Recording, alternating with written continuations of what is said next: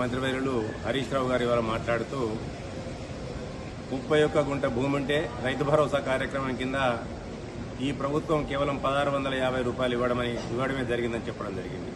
ఇదంతా కూడా సత్యదూరం, కేవలం చిల్లర రాజకీయాల కొరకు చిల్లర రాజకీయాలు తెరలేపడం జరిగింది. ఇవాళ వాస్తవాలను తెలుసుకోకుండా వాస్తవ విరుద్ధంగా మాట్లాడడం అతని యొక్క నీతి బాహ్యతనానికి అది నిదర్శనం అని చేయాలి చెప్పడం తప్పది. ఇవాళ నకిర్తి కనకవ్వని ఎవరైతే ఆయన పేరు తీశాడో ఆ నకిర్తి కనకవ్వది స్వయంగా కేకే మహేందర్ రెడ్డి గారి యొక్క స్వగ్రామము నామాపురం గ్రామం, ముస్తాబాద్ మండల్, రాజన్న సిరిసిల్ల జిల్లా.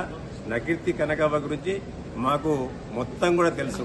ఆవిడకు ఉన్నది కేవలం 11 గుంటల భూమి మాత్రమే.